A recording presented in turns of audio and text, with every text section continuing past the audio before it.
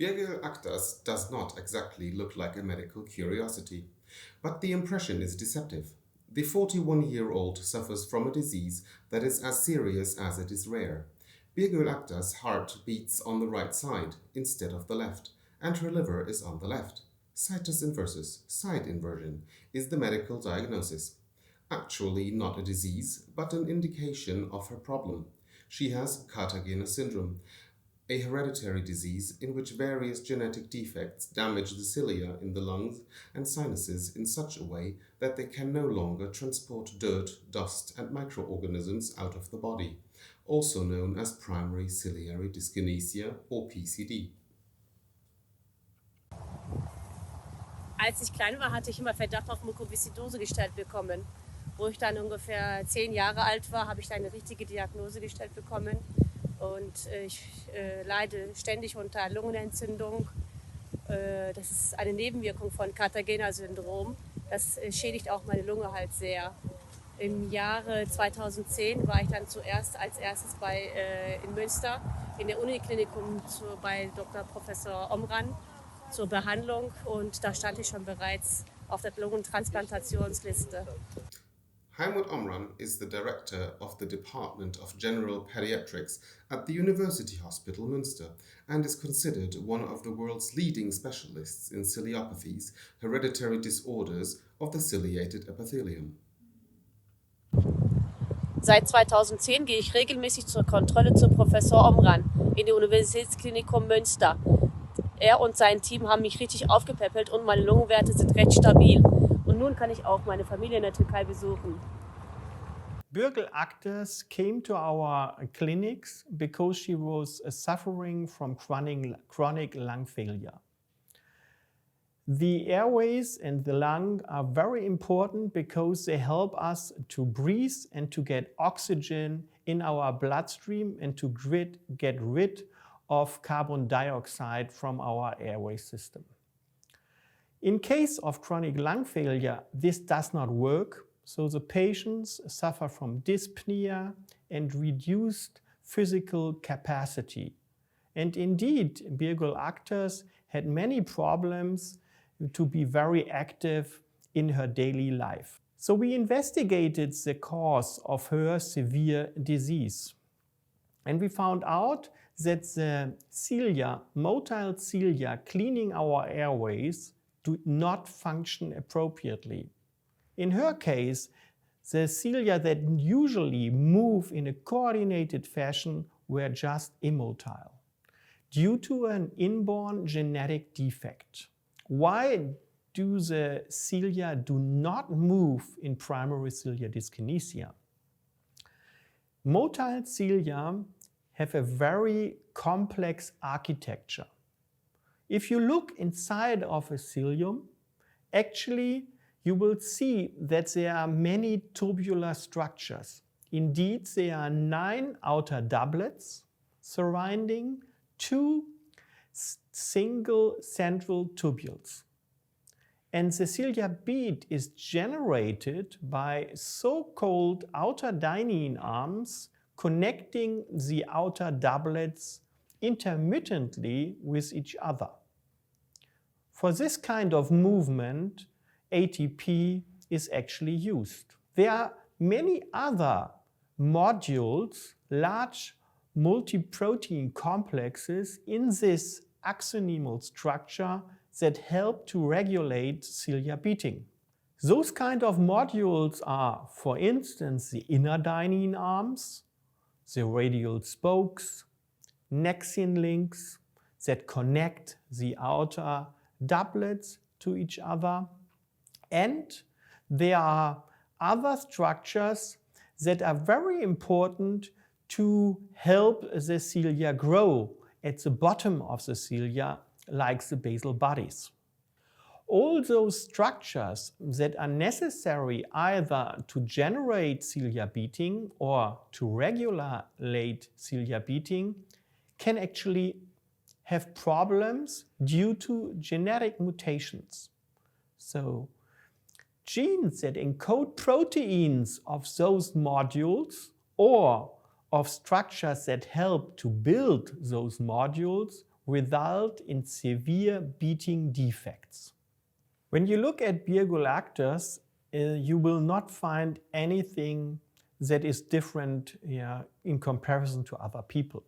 However, if you could look inside of her body, you would find interesting findings, and you would notice that all her organs are actually placed on the other side in the way of a mirror. So the heart that usually is located on the left side of the body is located in her on the right side of the body. The liver that is usually located on the right side is now on the opposite side. And the same actually accounts to the spleen. Even our gut is actually placed on the other side, so an appendix is also found on the opposite side. If all organs are placed on the other side, it is a situs inversus totalis. If only the upper organs are placed on the other side, we refer to it as situs inversus thoracalis. And if only the lower body organs are placed on the other side, we refer to it as situs inversus abdominalis. The situs inversus per se is not a clinical problem. So it is not a disease, it is not a condition that per se harms the human being. However, if there is no proper determination of left and right, we have a situs ambiguus, and we refer to it as an isomery syndrome. So there are people who have only right sides of their body or only left sides of their body, and those patients very often suffer from complex cardiac disease due to congenital heart defects. So how can this take place? Why do we have the placement of the organs to the other side? The reason is that motile cilia also play a critical role during early embryonic development. Little monocilia rotate actually during early embryogenesis, and they are responsible to determine the correct side of the human bodies. And this left-right asymmetry breaking is controlled by those monocilia, and because they are immotile, in the case of Birgul, this mechanism did not work out. However, if we have not a correct placement of organs like in situs inversus or in situs ambiguus, all referred to as heterotaxy, it is important for the clinicians to remember that this can be a sign of primary ciliary dyskinesia, so of an inborn defect of cilia motility. And therefore it is important to look into those individuals very carefully whether they also suffer from primary ciliary dyskinesia. A situs inversus can actually become a clinical problem. When? In case of appendicitis, actually it is important to know that the appendicitis, because the appendix is located on the other side, can be overlooked, or the surgeon might be actually surprised to find the appendix on the other side. Due to that, actually we know quite a few patients who suffered from fairly big abdominal scars because the surgery had to be extended. For a long time, electron microscopy was the gold standard for diagnosing PCD. In meantime, it is known that not all PCD variants can be detected by standard transmission electron microscopy. Thus, several diagnostic tools are now applied to ensure that also difficult to diagnose PCD variants can be identified. In addition to the clinical history, nasal nitrite oxide measurement is one of the initial examinations, as various studies have shown that these values are significantly decreased in PCD patients. However, recent studies just published by the group of Professor Omran have shown that the current generally accepted threshold should be increased by 40% to detect specific PCD variants that show apparently normal motility of cilia.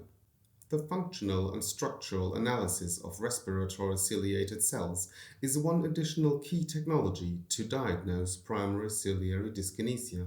These cells are found in high numbers in the nasal mucosa and can be obtained with non-invasive nasal brushing. In most variants of primary ciliary dyskinesia, high-frequency video microscopy of these ciliated cells provides immediate evidence of an existing defect in cilia motility. In addition, these nasal cells are processed to detect ultrastructural defects of the cilia by transmission electron microscopy and immunofluorescence microscopy. However, transmission electron microscopy is increasingly being replaced by microscopic detection of components of the cilia using immunofluorescence microscopy. Here, cells obtained by nasal brush biopsy are spread on glass slides and further processed using specific validated antibodies and protocols to detect relevant proteins and also specific protein complexes within the cilia. Finally, slides are evaluated using high-resolution immunofluorescent microscopy. This technology not only detects the loss of ciliary components, but also the mislocalization of specific components. Overall, it provides a very good indication which ciliary complex is missing or mislocated and where the underlying genetic cause might be found. Due to rapidly developing sequencing technologies, the genetic analysis of hereditary materials such as DNA became a key diagnostic tool to detect disease-causing variations in genes associated to primary ciliary dyskinesia. To date, more than 50 genes are associated with primary ciliary dyskinesia. Those genes have been identified over a course of 25 years and account for roughly 70% of diagnosed PCD patients. Disease-causing genetic variants can be very well diagnosed by targeted gene panel analysis, providing full coverage of PCD-associated genes. Genetically still unexplained cases are transferred to research projects and analyzed by whole exome or whole genome sequence analysis to identify new disease-causing genes. PCD is underdiagnosed due to insufficient awareness by medical professionals and the general population. Many countries also lack the diagnostic expertise to use all the diagnostic methods recommended by the European Respiratory Society, ERS. As part of the EU-funded LYSOCIL project, Dr. Susana Lopez and her team were trained at the Department of General Pediatrics in Münster, Germany, under the direction of Professor Omran, to perform the cilia function analysis techniques recommended for PCD diagnostics.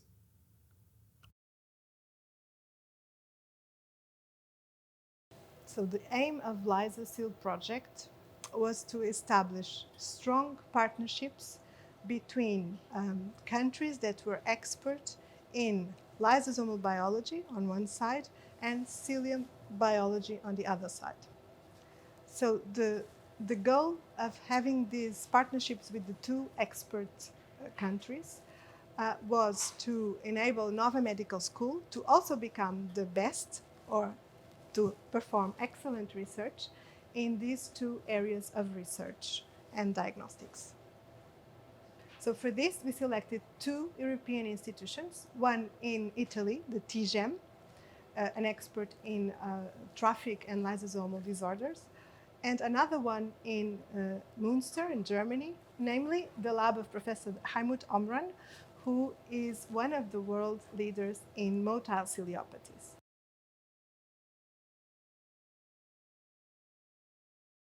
So at the University of Münster, me and other three members of my lab were trained in how to detect the motile ciliopathy named Primary Ciliary Dyskinesia. This is a very hard diagnostic because it can be confounded with other diseases. And so to perform the perfect diagnostics, it is necessary to learn different techniques, namely high-speed video microscopy, immunofluorescence, where we detect if the proteins are present or absent in the actual ciliary axoneme. And also sometimes we still need to go on to further analysis with electron microscopy. So one of the major problems with this disease is that it can have a secondary origin. So primary origin means genetic, secondary origin means sometimes infection. So to distinguish these two, we have to, ideally, we should perform a culture, which is called the air-liquid interface, where the infection will be cleaned. So if we have the defect in these cultures, it should be because the defect is due to a genetic mutation and not to such pathogens like viruses or bacteria.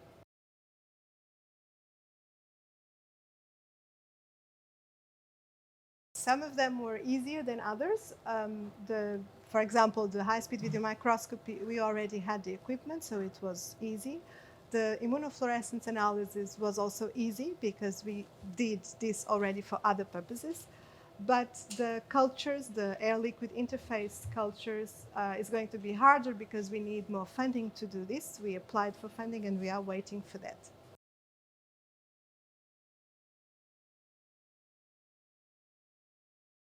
So these two techniques, the major two techniques that we learned at Münster, the immunofluorescence and the high-speed video microscopy, which we already did, together they represent a really robust, much more robust diagnostic than we had before.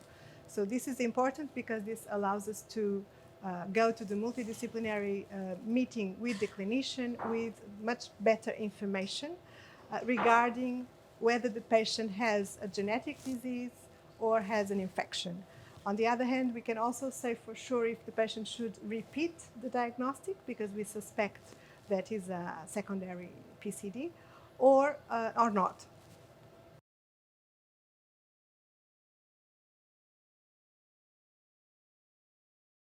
So LYSOCIL had a huge impact because doing these staff exchanges that we could perform thanks to LYSOCIL and doing the online training sessions that were a lot, we could actually become the first expert PCD diagnostic center in Portugal.